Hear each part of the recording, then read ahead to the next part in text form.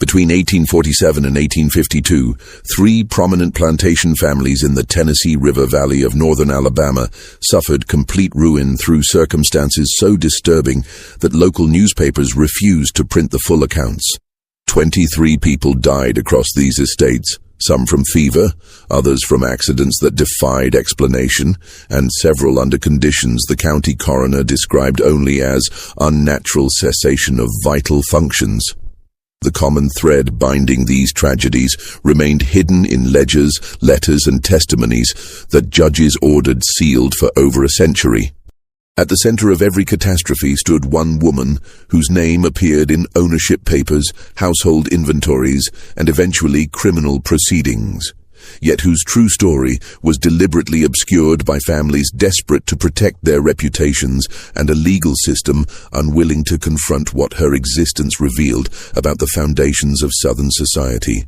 Before we continue with the story of Rachel, a woman whose intelligence and determination would expose the darkest contradictions of antebellum Alabama, I want to invite you to join our community of truth seekers.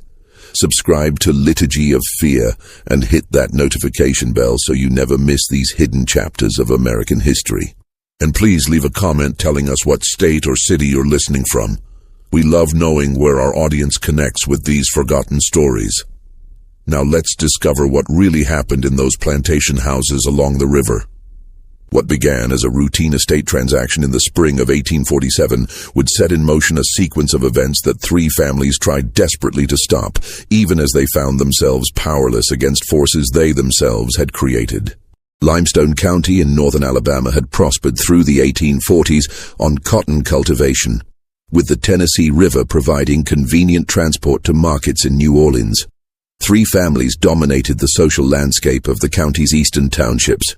The Rutledge family owned Fairmont, a 2,400-acre plantation worked by 87 enslaved people. Samuel Rutledge had arrived from South Carolina in 1838 with family money and connections to the state legislature. His wife, Catherine, came from Virginia with pretensions to aristocracy. Their household included 3 children, 2 sons at university and a daughter, Lydia, 19 years old, and attracting attention from neighboring planters' sons. 5 miles upriver, James Haverhill maintained Riverside, a slightly smaller but more modern establishment. He was 43, served as county magistrate, and had political ambitions that required careful management of his reputation. His wife Margaret was 10 years younger, and they had 4 children. The third family, the Crenshaw household at Oak Ridge, operated with less pretense but greater efficiency. Daniel Crenshaw, a widower of 51, ran his 1,800 acres with meticulous attention to profit margins. His 3 children were grown, and his household focused entirely on agricultural production. In April 1847, Samuel Rutledge traveled to Mobile and stopped at an estate sale. Among the items being liquidated were 37 enslaved people. One caught his attention. A woman listed as Rachel, approximately 24 years old, described as house-trained, literate, accomplished in needlework and music, fluent in French and English. The listing noted her sale was by special decree and included an unusual stipulation that the purchaser must take her at least 100 miles from Mobile. The price was remarkably low, $400, when skilled house servants typically commanded $100-200 or more. Rutledge's interest was practical. His wife needed someone capable of training their daughter in social accomplishments.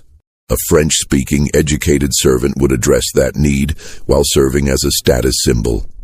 The low price and distance requirement suggested complications, but the auction agent assured him it was merely an estate technicality.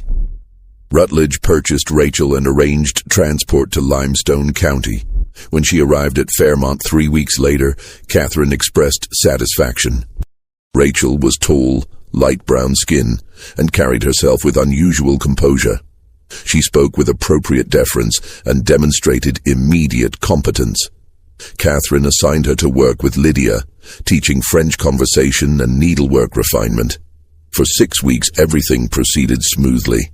Rachel proved exactly as advertised: quiet, efficient, remarkably skilled at managing household dynamics. But by June, changes appeared. Lydia Rutledge began spending excessive time with Rachel, often whispering and falling silent when others approached. The household atmosphere shifted subtly. Conversations became stilted. Servants seemed tense.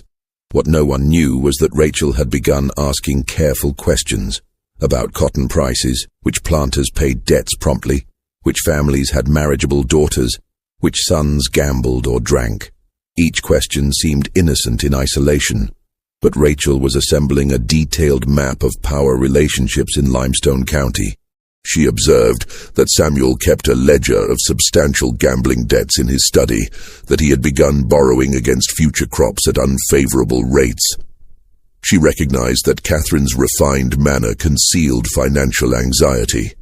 Most significantly, she saw that young Lydia possessed a romantic temperament and sheltered understanding of the world, vulnerabilities that could be cultivated. By July, Rachel had become indispensable. Catherine relied on her for social obligations. Samuel appreciated her organizational efficiency. Lydia considered her a confidant. The other servants had accepted her presence. On July 14, 1847, Samuel sat in his study reviewing accounts, showing his financial situation deteriorating faster than he'd admitted to anyone. Rachel entered to bring coffee, and as she turned to leave, she paused. "Sir, if I may be so bold, I overheard you mention the Haverhill family at dinner. I served in a household in Mobile that had business dealings with Mr. Haverhill's brother. There are matters concerning that family's finances that you might find valuable to know." Samuel looked up sharply, then gestured to the chair across from his desk. Rachel sat and began speaking about Haverhill's business affairs, specific details about failed speculations, concealed debts, partnerships with questionable men. She presented these facts without emotion, like reciting inventory. Samuel should have questioned how a house servant possessed such intelligence. He didn't. The information was too valuable, his desperation too acute. Over the next hour, her answers were consistently specific and verifiable. By the time she left, Samuel had decided to use Rachel's information to force Haverhill into a business arrangement that would solve his financial crisis.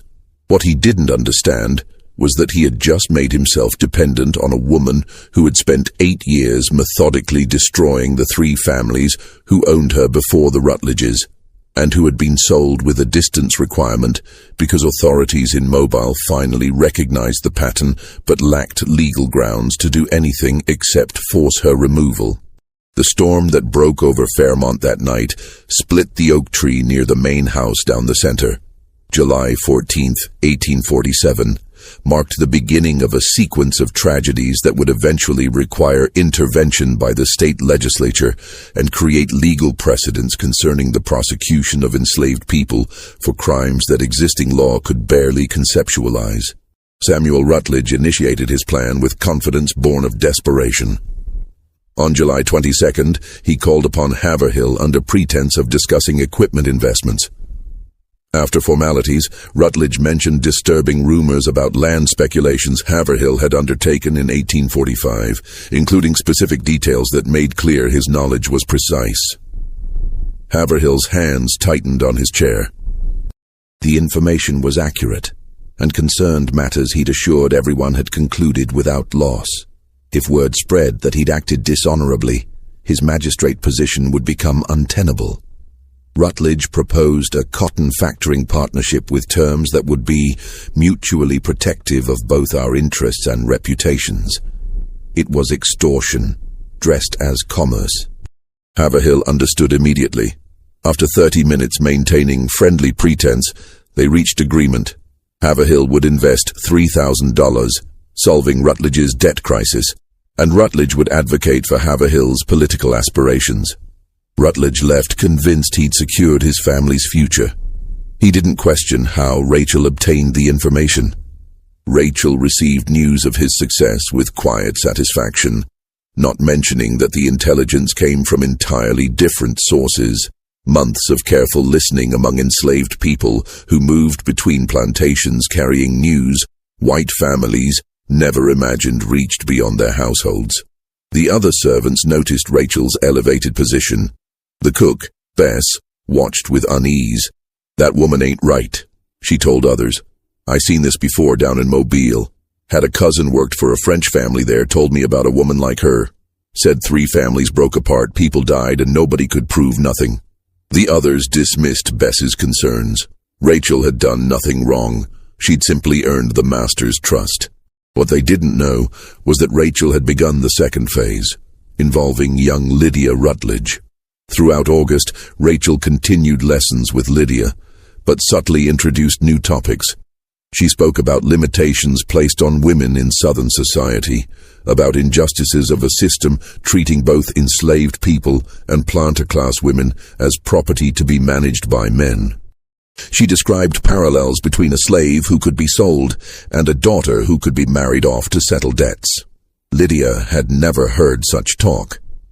Rachel's words articulated feelings Lydia experienced but never voiced. Resentment at having no control over her future. Frustration at being valued for marriageability. "Your father is negotiating your future like a business transaction," Rachel told her one afternoon. "He has decided you will marry the Crenshaw boy to secure a partnership. Have you been consulted?" "How do you know this?" Lydia whispered. "I see the letters in your father's study. The Crenshaw boy drinks too much and has gambling debts. But your father needs the capital, so your preferences don't matter." This wasn't entirely accurate. No firm arrangements existed, but Rachel presented speculation as fact, knowing Lydia couldn't distinguish between them.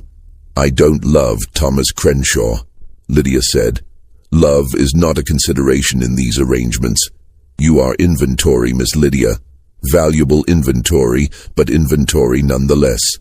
In that regard, we are not so different, you and I." Over following weeks, Rachel built Lydia's sense of injustice while offering sympathetic understanding. She encouraged journal keeping, suggested Lydia had rights transcending her father's authority, painted pictures of women making their own choices. What Rachel was doing was creating ideological justification for rebellion, preparing ground for actions that would shatter the Rutledge family. By September, Samuel's arrangement with Haverhill showed strain. The factoring scheme required more capital than projected, and Haverhill's resentment made him uncooperative. Rachel approached Samuel with new intelligence. Haverhill was speaking privately about Samuel's gambling debts and questionable practices. "He means to ruin you, sir," Rachel said with concern. "He seeks ways to damage your reputation so he might withdraw without appearing dishonorable." Samuel's rage was immediate.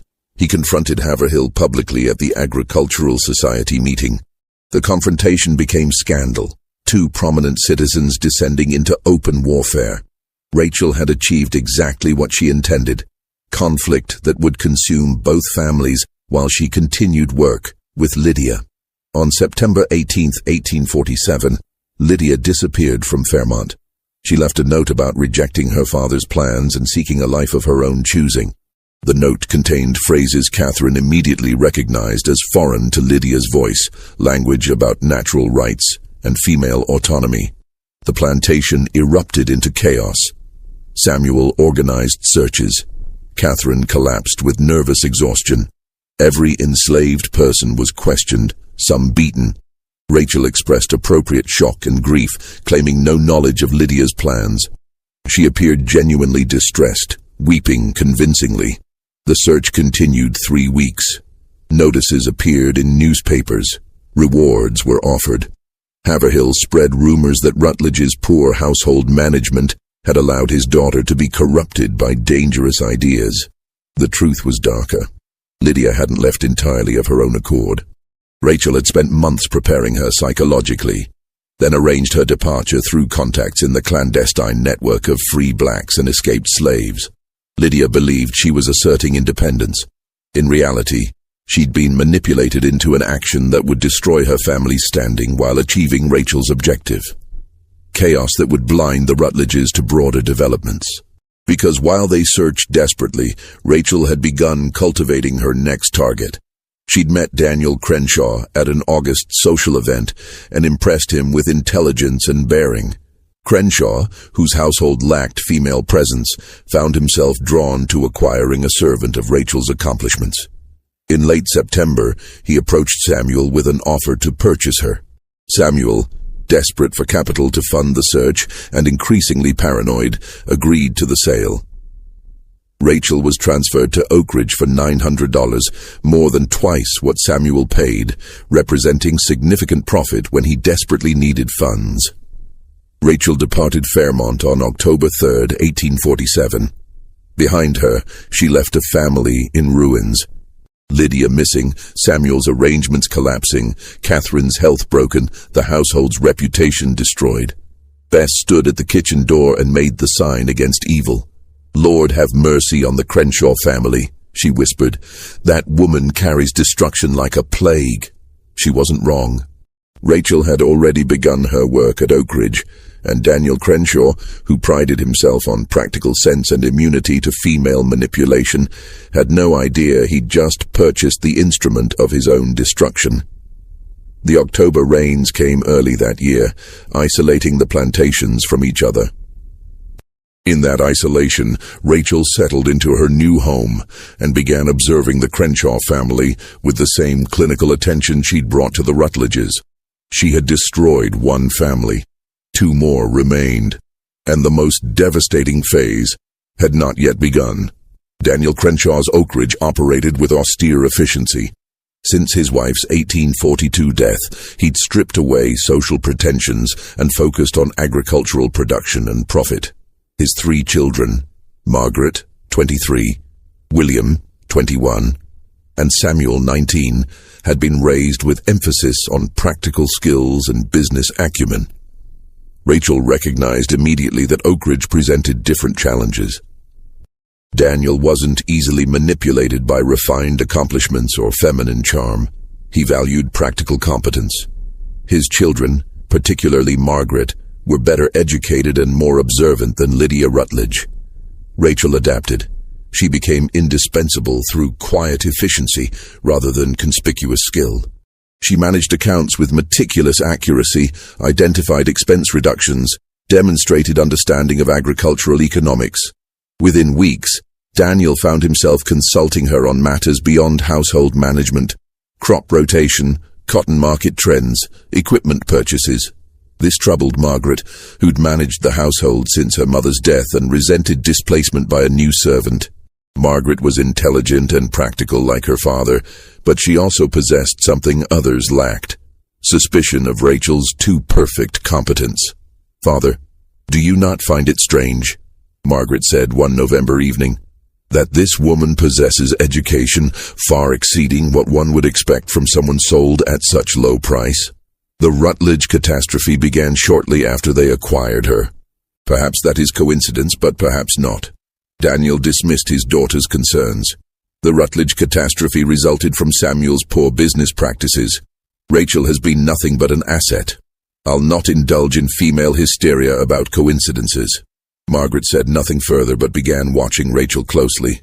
She noticed small things: how Rachel's eyes tracked conversations, the subtle questions she asked field workers, the careful attention to correspondence and visitors. Margaret couldn't identify anything specifically wrong, but she developed growing conviction that Rachel was studying the family for purposes having nothing to do with household management. What Margaret couldn't know was that Rachel's strategy for this family required more patience and different techniques. Daniel couldn't be manipulated through social insecurities because he had none. His children couldn't be turned through emotional vulnerability because they'd been raised to value reason over sentiment. Rachel needed to identify genuine weaknesses, not create them. She found what she needed by early December in the plantation's financial records. Daniel had been borrowing small amounts regularly, not large sums, but patterns suggesting ongoing financial pressure, despite apparent profitability. He was paying interest at rates that would become unsustainable within 2 years. Rachel recognized the pattern. Crenshaw was investing in something beyond cotton operations, something expensive enough to require concealed borrowing. She began investigating with characteristic patience. By late December, she'd identified the answer. Crenshaw was attempting to purchase additional bottomland that would nearly double Oak Ridge's size, but required capital he didn't possess. He was gambling that cotton prices would remain strong long enough to pay off debt before it consumed his existing holdings. This was valuable intelligence, but Rachel didn't act immediately. She needed more than knowledge of Daniel's financial situation. She needed leverage for creating specific chaos. That leverage appeared in January 1848 in the form of James Haverhill. Rutledge's business collapse had left Haverhill exposed to his own creditors. The coerced partnership had failed spectacularly, and Haverhill needed new capital. He knew Daniel Crenshaw was the most financially stable planter in the county, and in mid-January, he approached with a factoring partnership proposal. Rachel was present when Haverhill visited, serving refreshments and appearing inattentive. But she listened carefully, and what she heard gave her exactly what she needed. Haverhill was desperate enough to offer extremely favorable terms, and Crenshaw was considering it because it would provide capital flow for his land purchase without revealing his overextension. After Haverhill departed, Rachel found opportunity to speak privately with Daniel. She expressed concern about Haverhill's reputation. "Sir, I don't presume to involve myself, but when I served at Fairmont, I learned that Mr. Haverhill destroyed Mr. Rutledge through deliberate manipulation and false dealing. The partnership became a trap that ruined the Rutledge family." This was complete reversal of the story she'd told Samuel 6 months earlier. The contradiction didn't matter because the two men couldn't compare notes. They were consumed by mutual hatred Rachel helped cultivate. Daniel listened with interest. Over following days, Rachel continued feeding his suspicions with carefully placed comments. She never pushed too hard, but steadily built a case that partnering with Haverhill would be dangerous. Daniel ultimately rejected Haverhill's proposal.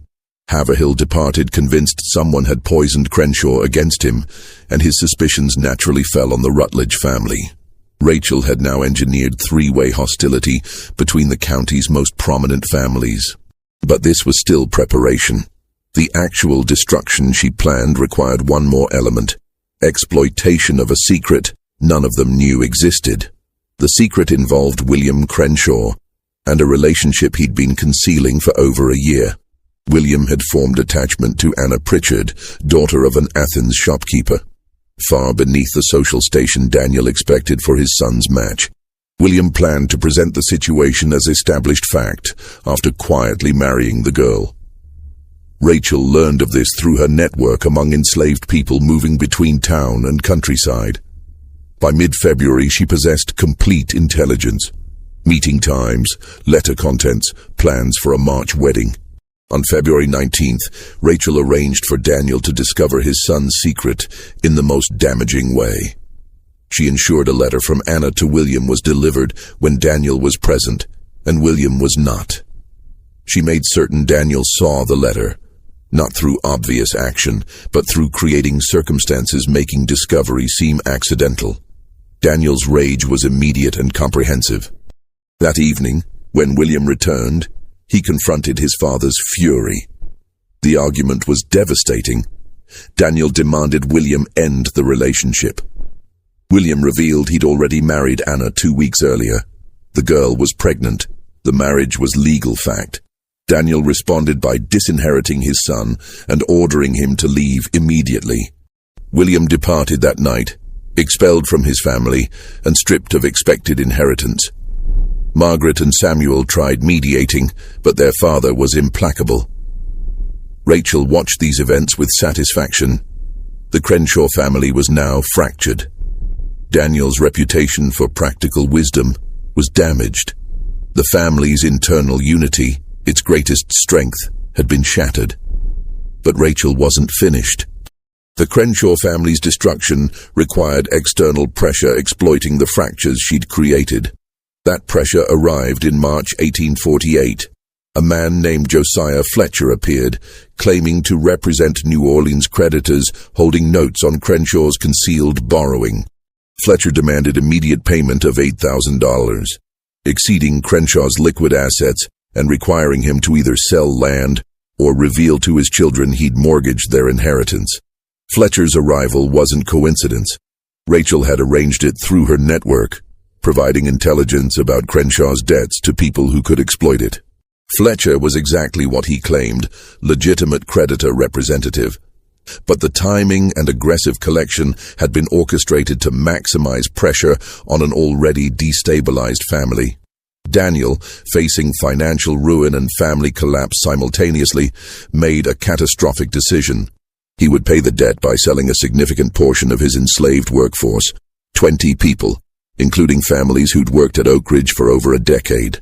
The sale took place March 28, 1848, conducted rapidly without regard for keeping families together.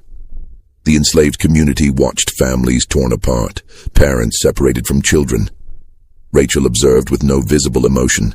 She'd caused this deliberately, with full understanding of the human cost. 20 lives destroyed to serve her larger purpose, complete dismantling of the Crenshaw family's position. Margaret was present at the auction, and for the first time, she saw Rachel's face slip momentarily.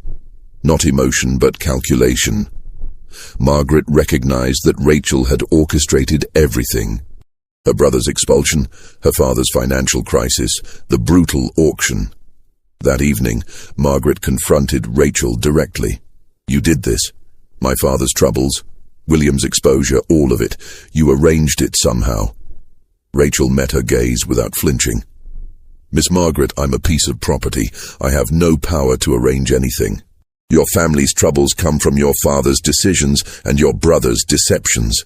You're a liar and a manipulator," Margaret said. "I will prove what you've done, and when I do, you will hang for it." Rachel smiled briefly. "To prove that, Miss Margaret, you would need to acknowledge that an enslaved woman outwitted 3 prominent planter families. You would need to admit your father was manipulated by his property. You would need to reveal to the entire county that you were destroyed by a woman you claim has no power. Do you really believe your pride would allow such admission?" Margaret had no answer because Rachel was correct. Exposing Rachel's role would require admitting humiliation worse than the destruction itself. Margaret left, knowing the truth but powerless to act. Rachel remained at Oak Ridge, her position more secure because Daniel, desperate to maintain some illusion of control, had come to depend on her competence even as she engineered his destruction. By April 1848, the pattern was becoming visible. 3 families had all suffered catastrophic reverses within months. All had business connections that turned poisonous, and all had at some point employed a woman named Rachel whose presence coincided with their troubles. But visibility didn't equal proof, and proof didn't equal justice. Alabama's legal system had no framework for prosecuting a slave for orchestrated social destruction. Rachel had broken no laws authorities recognized. She'd killed no one, stolen nothing, committed no physical violence. The devastation in her wake was caused by white men's decisions. As spring turned to summer, Rachel prepared for the final phase, involving James Haverhill and resulting in deaths, forcing the legal system to finally confront what she was. But that confrontation would come too late to save the families she'd destroyed. James Haverhill's situation by mid-1848 had deteriorated to desperation. The collapsed Rutledge partnership, followed by Crenshaw's rejection, left him financially exposed. Riverside was barely operational. He needed capital quickly before whispers became common knowledge, completing his ruin. In June, Edmund Fairbanks, a cotton factor from Mobile, expressed interest in forming partnerships with local planters. Haverhill saw salvation. Fairbanks had capital and European market connections. A partnership would solve his crisis and potentially restore his reputation. Negotiations proceeded well, and by early July they'd reached preliminary agreement. During Fairbanks's visit, Haverhill mentioned needing capable household management. Fairbanks suggested his factor's office might help locate suitable servants. As they discussed this, Crenshaw's name came up. "Crenshaw has an unusual servant," Haverhill said. "A woman named Rachel, highly educated and competent. She's said to have almost supernatural abilities in household management and business affairs." Fairbanks expressed interest, and Haverhill arranged a visit to Oak Ridge. When they arrived, Rachel was summoned.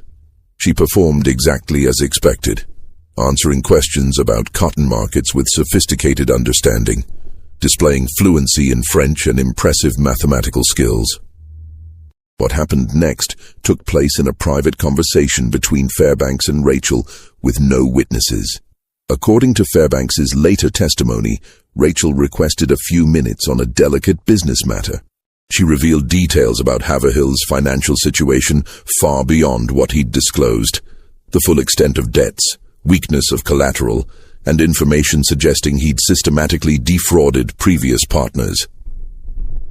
She spoke like a lawyer presenting a case, Fairbanks later told investigators.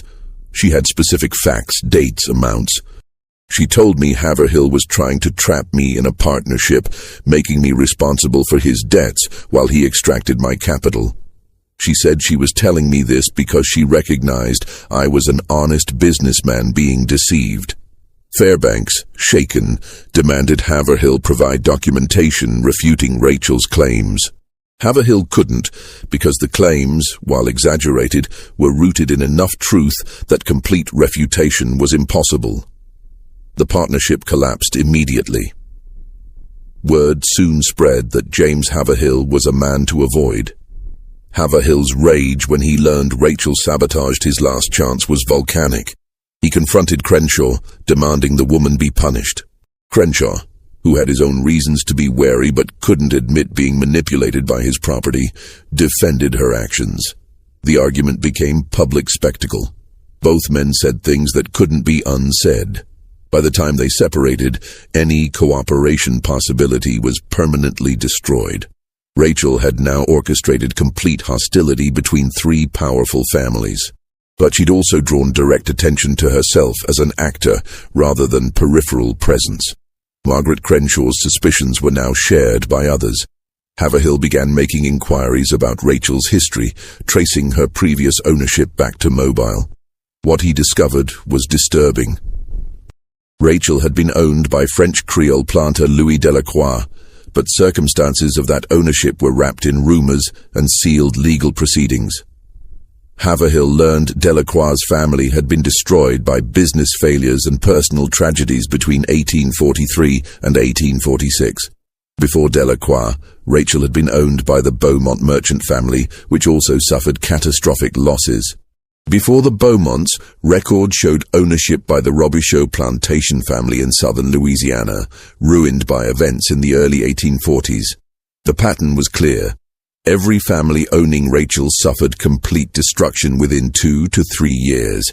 Haverhill brought this to County Sheriff Thomas Yarborough, demanding investigation. Yarborough listened and was troubled but faced immediate legal difficulties. Mr. Haverhill, what exactly are you accusing this woman of? She hasn't stolen anything, poisoned anyone, physically harmed anyone. You're describing business failures and family troubles that happened to people who owned her. That's not a crime under any law I know. She orchestrates disasters, Haverhill insisted. She studies families, identifies weaknesses, then deliberately causes their destruction through manipulation and damaging intelligence. Even if I could prove that, which I can't, there's no statute making such behavior criminal. You're asking me to prosecute a piece of property for being smarter than the white men who owned her.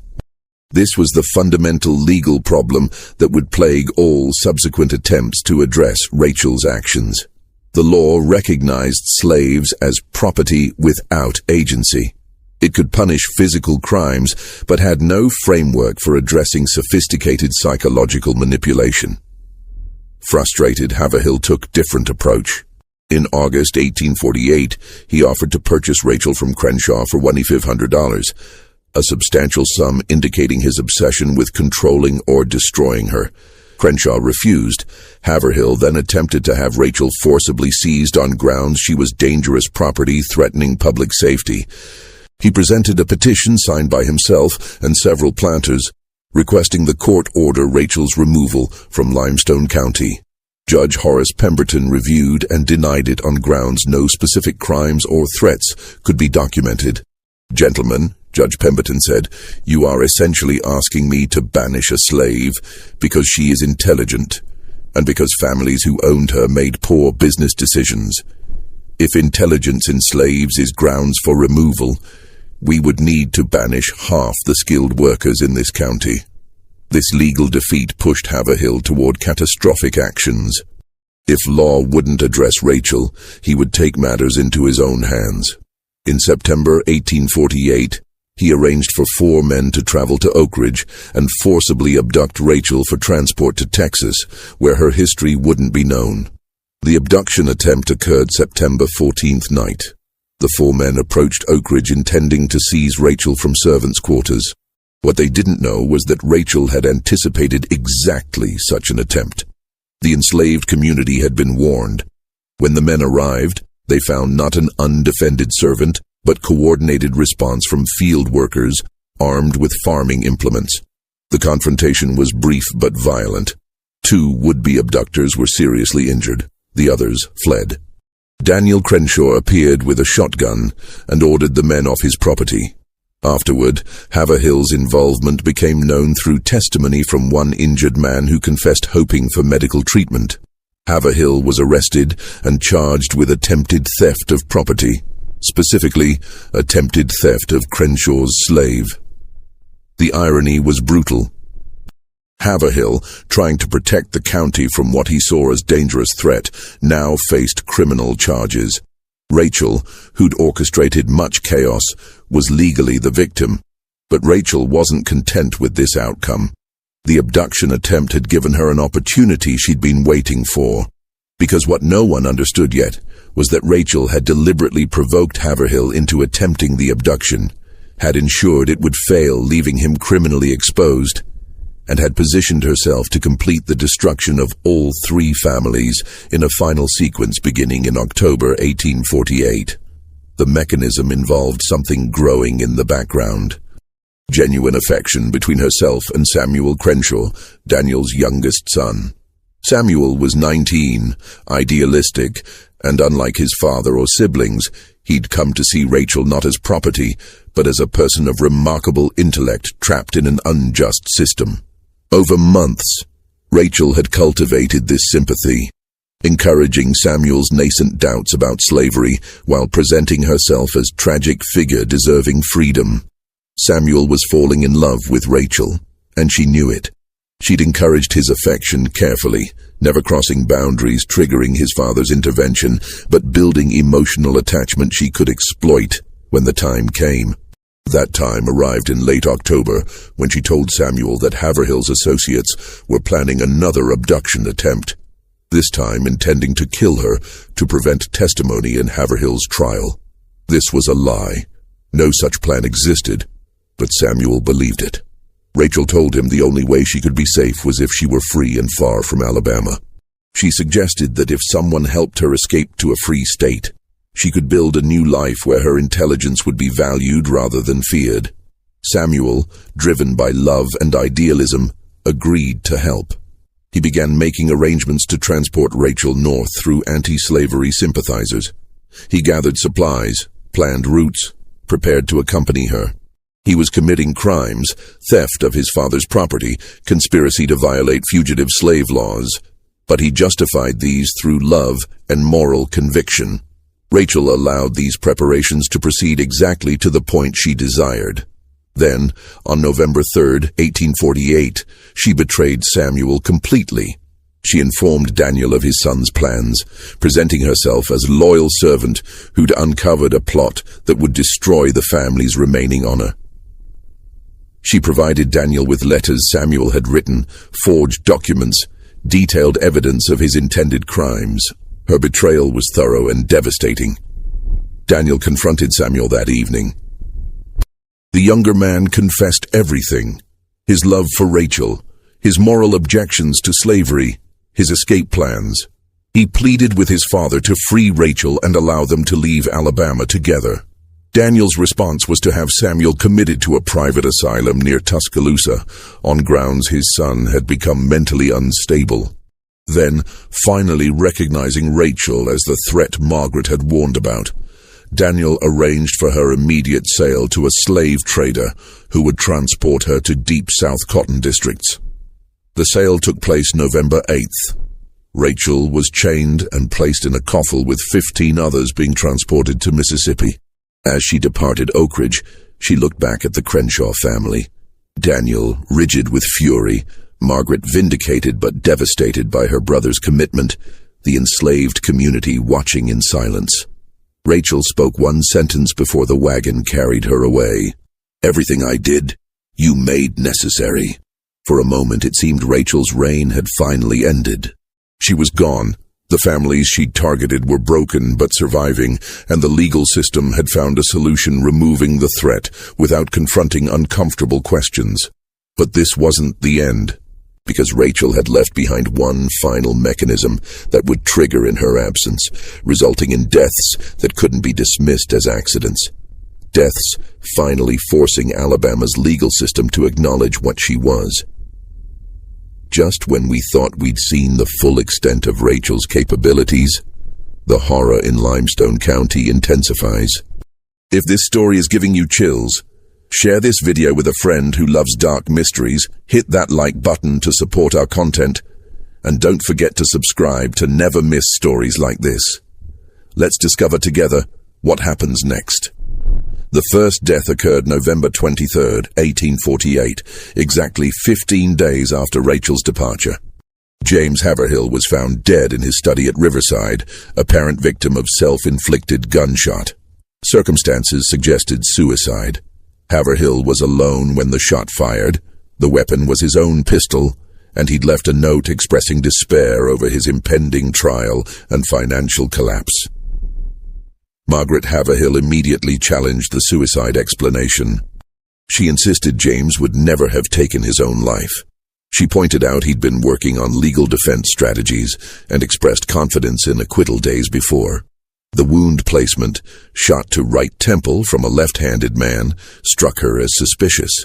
Most significantly, several financial documents were missing from his study, including papers potentially proving his claims about Crenshaw's business practices. Sheriff Yarborough investigated but found no evidence of another's involvement. The house had been locked from inside, no forced entry was visible, no witnesses reported anyone approaching Riverside that night. Yarborough ruled the death suicide and closed investigation, privately expressing relief that a difficult case was resolved without public trial embarrassing multiple families. Margaret Haverhill refused acceptance. She hired a private investigator from Huntsville, former Pinkerton agent Abraham Cornwall, and directed him to examine not just her husband's death, but the entire pattern of disasters afflicting 3 families. Cornwall was methodical. He interviewed servants from all households, reviewed business records, traced Rachel's history to Louisiana, constructed a timeline clearly showing her presence at every catastrophe's center. Cornwall's December report was damning in conclusions but frustrating in legal implications. The woman called Rachel has systematically destroyed the Robichaux, Beaumont, Delacroix, Rutledge, and Crenshaw families through psychological manipulation, strategic provision of damaging intelligence, and deliberate exploitation of vulnerabilities. However, she has committed no acts that Alabama law recognizes as crimes. She has provided advice freely accepted by white men acting on their own authority. She has revealed information that was already true, not fabricated. In short, she has operated entirely within the narrow range of agency that law permits to enslaved persons while using that agency with devastating effectiveness. Regarding Haverhill's death, Cornwall reached disturbing conclusion. While I cannot prove murder, circumstances suggest careful planning by someone intimately familiar with Haverhill's habits, Riverside's layout, and timing necessary to make murder appear as suicide. That Rachel was not physically present is irrelevant if she arranged for another party to act, or if she set in motion psychological pressures leading Haverhill to actually take his own life. Margaret Haverhill brought Cornwall's report to Judge Pemberton, demanding action. The judge agreed Rachel represented unique threat, but remained stymied by legal constraints. Mrs. Haverhill, even accepting every conclusion in this report, what charge would I bring?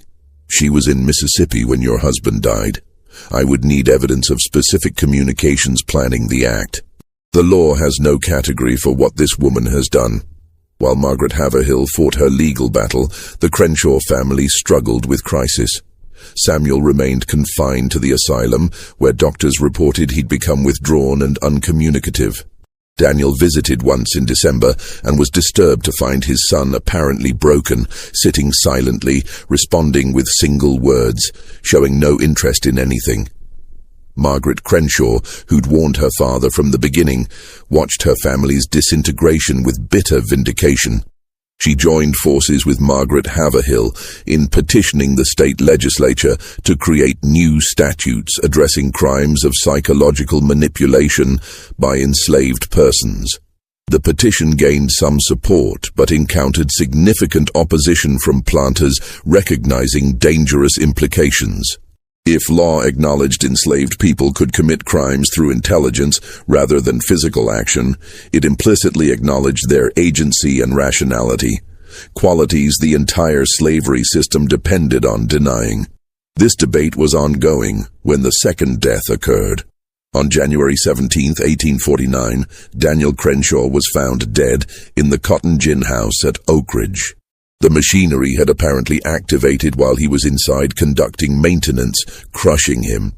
The death was ruled accidental, but Margaret Crenshaw knew immediately this was murder. Her father had been careful around machinery his entire life. The gin's activation required deliberate action. Moreover, someone had been at Oak Ridge that day, a former field hand sold away months earlier, who'd returned claiming to deliver a message from the trader, now owning Rachel. Margaret reported suspicions to Yarborough, who investigated reluctantly. He found no evidence of tampering. The former field hand couldn't be located. He'd disappeared immediately after delivering his message. The Mississippi trader, contacted by telegraph, denied sending any messenger and denied Rachel made any such arrangement. Yarborough closed investigation with visible frustration. "Miss Crenshaw, I believe your father was murdered, and I believe Rachel arranged it somehow, but I cannot prove it. The law requires evidence, and all I have is suspicion and a pattern explaining nothing in legal terms." The two Margarets now joined forces completely. They pooled resources and hired Cornwall to conduct exhaustive investigation, focused on one question. Where was Rachel? What was she doing? And could they find evidence definitively connecting her to murders? Cornwall traveled to Mississippi in February 1849 and located the plantation where Rachel had supposedly been taken. What he discovered was disturbing. Rachel had been at that plantation exactly 8 days, then was sold again to a trader heading to Arkansas.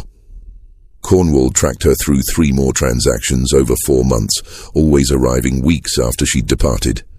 Finally, in March 1849, Cornwall found her. She was now property of a planter in eastern Texas named Henry Dalton. Cornwall requested permission to interview the enslaved woman for Alabama legal proceedings. Dalton, intrigued, agreed. Cornwall's interview with Rachel lasted 2 hours and was one of the most unsettling experiences of his career. She answered every question, he wrote. She provided detailed accounts of her time with each family. She explained her methods with clinical precision, how she studied each household, identified vulnerabilities, provided information calculated to create conflict, and positioned herself to maximize chaos while maintaining plausible deniability. She described psychological techniques for manipulating individuals, intelligence networks among enslaved people who moved between plantations, and long-term strategies ensuring each family's complete destruction. When I asked why she did these things, she said, "Because I could. Because they thought themselves superior in every way, but I was smarter than all of them. Because they bought and sold human beings while considering themselves civilized, and I wanted them to understand what it felt like to be destroyed by someone they considered beneath notice.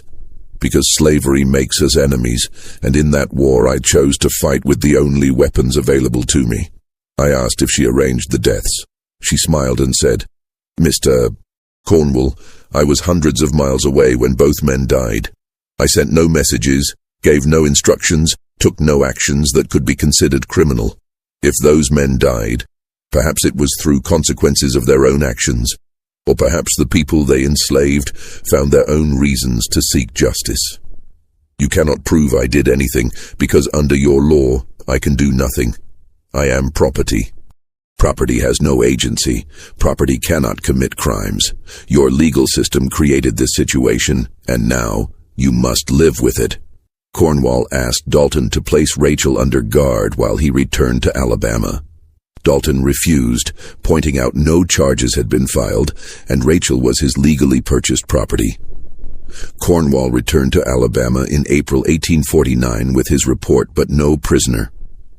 He presented findings to Judge Pemberton and a special legislative committee. The legislators listened with growing alarm. The committee debated 3 days about response. Some argued for new legislation creating crimes of seditious manipulation. Others objected. Such laws would be impossible to enforce and create dangerous precedents acknowledging slave agency. A few recognized the profound irony. The legal system had created a category of people defined as property without rationality, and now faced crisis because one demonstrated superior rationality while remaining legally powerless. The debate was unresolved when the third death occurred. On May 2, 1849, Samuel Crenshaw was found dead in his asylum room. He had apparently hanged himself using bed linens. Doctors reported his mental state had deteriorated severely, and suicide had been a concern, though not considered imminent. Margaret Crenshaw received this news in a state beyond grief. Her father was dead. Her brother William was estranged and living in poverty, and now Samuel had taken his own life. The Crenshaw family, one of the most prominent in northern Alabama just 2 years earlier, was effectively destroyed. She knew Rachel was responsible. She couldn't prove it, but she knew. In her grief and rage, Margaret made a decision. She would go to Texas herself, find Rachel, and kill her personally. It was vigilante justice, but it was the only recourse available. Margaret departed for Texas on May 15, 1849, carrying a loaded pistol and determination to end Rachel's reign, even if it meant sacrificing her own life and freedom. What she didn't know was that Rachel was no longer in Texas. She'd been sold again 2 weeks earlier to a planter in Louisiana. And the new owner was connected, through relationships none of the Alabama families could trace, to the original French Creole family in Mobile that had owned Rachel before she began her methodical destruction of southern planter families.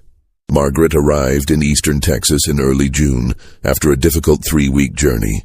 She went directly to Dalton's plantation, prepared to confront Rachel. What she found stopped her plans completely. Rachel was gone. Dalton informed her coldly he'd sold the woman to a cotton factor from New Orleans 3 weeks earlier, after discovering she'd been systematically gathering information about his business affairs. Margaret demanded to know where Rachel had been taken. Dalton provided the name, Guillaume Marchand, and the New Orleans address. Margaret traveled immediately to Louisiana. In New Orleans, she learned Marchand had purchased Rachel for a client, a widow living near Lake Pontchartrain. The widow's name was Elise Delacroix, the remarried wife of Louis Delacroix, the French Creole planter whose estate sale in Mobile had first brought Rachel to Samuel Rutledge 2 years earlier. Margaret felt ice in her veins hearing this name. The circle was complete. Rachel had returned to the region where her pattern apparently began, purchased by someone connected to her earliest known owners. She traveled to the Delacroix estate on June 24th, arriving unannounced and demanding to see both Elise Delacroix and Rachel. The widow received her in a parlor overlooking the lake and after discussion agreed to summon Rachel. When Rachel entered, Margaret saw something unexpected, recognition and sadness in the woman's eyes. Not fear, not defiance, but something almost like regret, tinged with resignation. "Miss Crenshaw," Rachel said quietly, "I knew someone would eventually come. I did not know it would be you." What followed was a conversation lasting nearly 3 hours. Elise remained present throughout, and years later, both women would provide testimony about what was said. Margaret began by demanding to know why Why Rachel had destroyed her family, orchestrated deaths, ruined lives. Rachel's answer was comprehensive. She spoke for nearly an hour without interruption, laying out a history beginning not with the Robichaud family in Louisiana, but 15 years earlier in Virginia. Rachel had been born free in Richmond, daughter of a free black craftsman and a French woman. She'd been educated by her mother in reading, writing, French, needlework, and music. Her childhood had been comfortable by standards available to free blacks in the South. When Rachel was 16, her father died in a workshop accident. Within months, creditors claimed his estate and seized his property, including, through manufactured documentation, his wife and daughter, claiming they were enslaved people he'd been keeping illegally as free. Rachel's mother died within a year. Rachel found herself property of a Richmond merchant family, transformed from free and educated to enslaved and powerless through mechanisms entirely legal under Virginia law. "I was not born to slavery," Rachel told them. "I was not raised to accept it as natural. I was educated to think, to question, to understand I was a human being with rights and dignity. And then one day, because white men decided they could steal my freedom, I became property. Do you understand what that does to someone? To know you are capable of everything your owners are capable of, that you are likely more intelligent than most of them, but society has decided you are an object to be bought and sold." She described years following: shock of enslavement, rage that had to be concealed, gradual recognition that physical escape was unlikely, but other forms of resistance were possible. She'd been sold several times in Virginia, then transported to Louisiana in 1839. Each sale taught her more about plantation families, their vulnerabilities, how their vices and fears could be turned against them. "I decided that if I could not be free, I would at least make them pay. I would show them that the people they considered property were capable of destroying them completely. I would prove their assumptions of superiority were delusions, and that their power came not from inherent worth, but from legal structures that could not protect them from someone who understood those structures better than they did." She described her methods: observing families for months, learning secrets, identifying weaknesses, mapping relationships sustaining their power. She'd cultivate information sources among other enslaved people, building networks extending across plantations. She'd position herself as indispensable through genuine competence, ensuring owners came to trust her. Then she'd begin destruction, sometimes providing accurate intelligence to the right people at the right time, turning allies into enemies, sometimes encouraging vulnerable individuals towards self-destructive actions, sometimes requiring patience, planting seeds that would grow over months before bearing poisonous fruit, always maintaining plausible deniability, ensuring nothing could be traced back to her in ways the legal system would recognize as criminal. "The beauty of it," Rachel said with something like pride, "was that I never had to lie. Everything I told each family was true. I simply chose which truths to reveal, and when. Samuel Rutledge's gambling debts were real. James Haverhill's business betrayals were real. Daniel Crenshaw's financial overextension was real. I did not create their weaknesses, I simply exploited them with strategic precision." Margaret interrupted, voice shaking. "And the deaths? My father, James Haverhill, my brother Samuel, were those also just strategic exploitation?" Rachel was silent before answering. "Your father's death was not my direct action, but it was my design.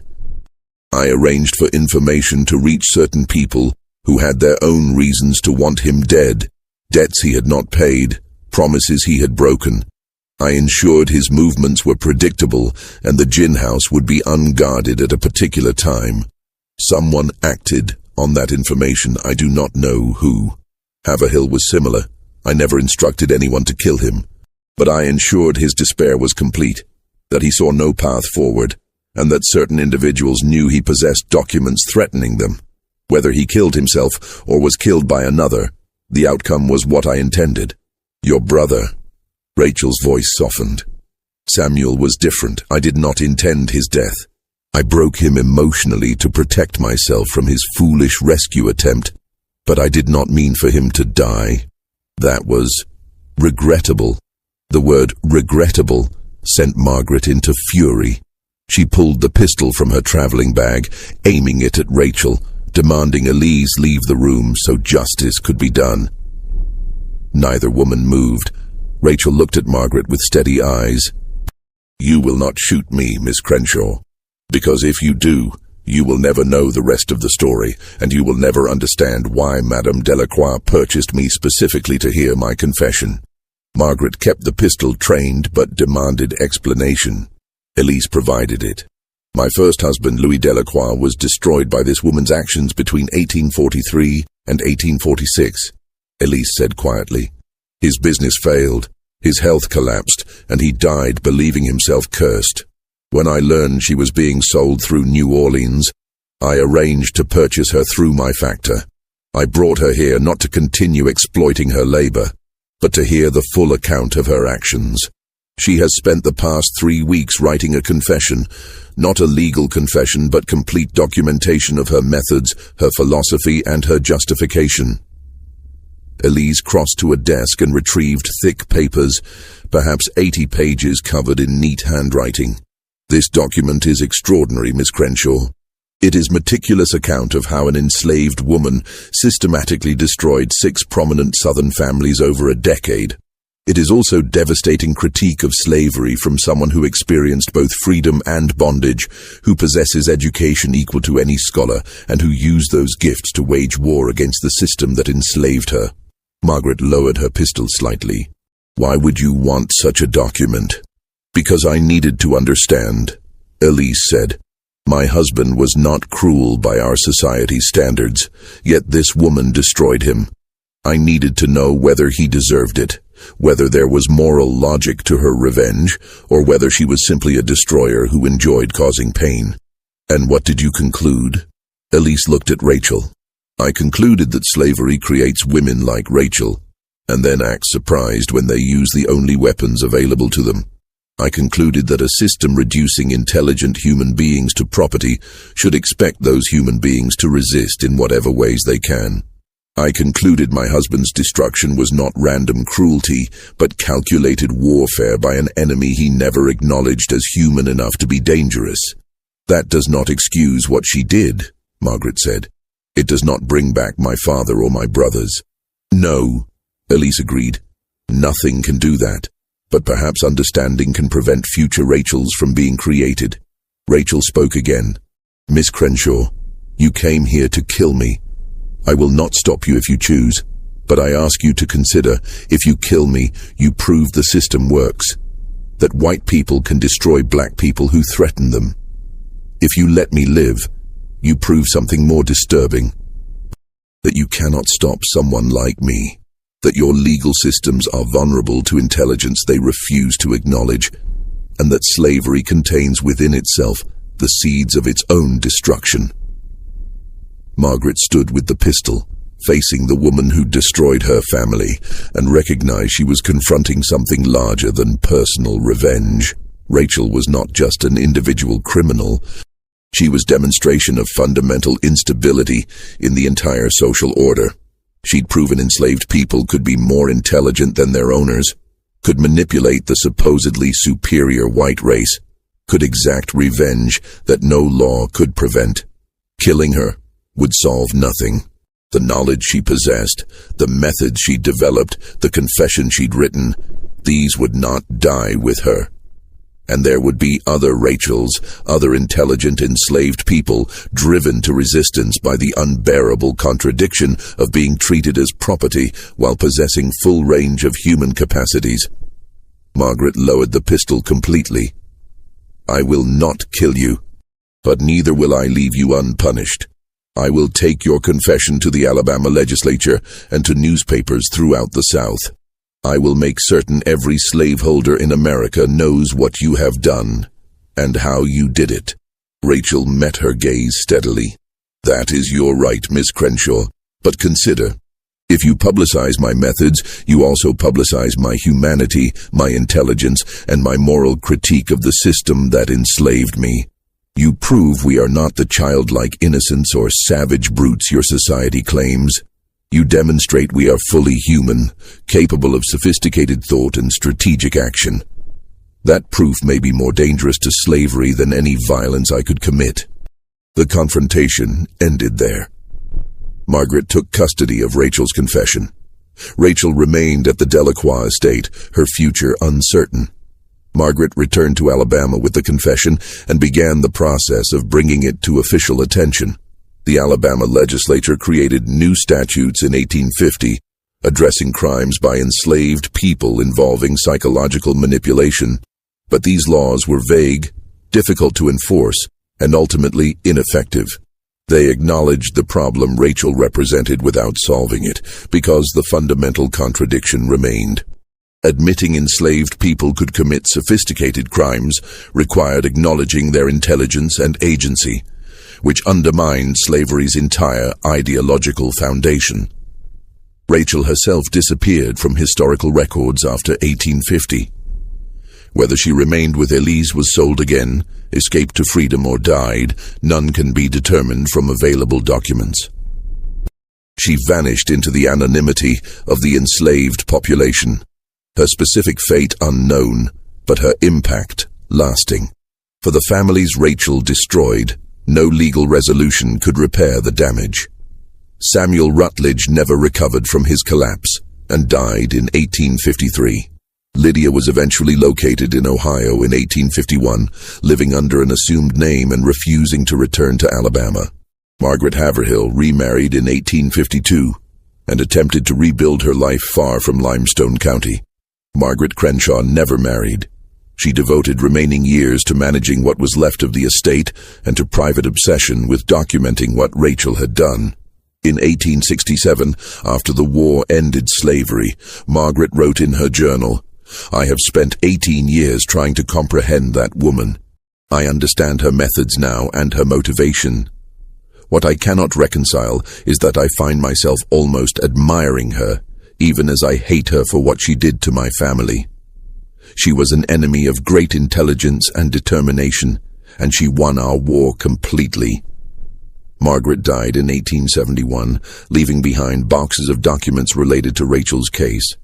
These papers were eventually donated to the Alabama Department of Archives, where they remained largely unstudied until the 1960s. The confession itself was briefly accessible to researchers in the 1970s before being restricted again. Scholars who examined it described it as one of the most sophisticated first-person accounts of slave resistance ever written. One passage from Rachel's confession appears repeatedly in historical works, her explanation of why she chose psychological manipulation rather than physical violence. "I could have killed individual owners with poison or in their sleep. Many enslaved people have done so and been caught and executed, but individual murders change nothing. They are replaced by new owners, and the system continues. I chose instead to destroy families completely and visibly, to demonstrate that intelligence is a weapon more powerful than violence, and to prove that the people white society considers property are capable of sophisticated resistance that their laws cannot address. I wanted them to fear our minds more than our hands, because they can chain hands but they cannot chain thought." This mystery shows us that intelligence and determination can be weapons as powerful as any violence, but it also reveals the terrible human cost of systems that deny people their basic humanity. What do you think of this story? Do you believe Rachel's actions were justified resistance or inexcusable destruction? Leave your comment below.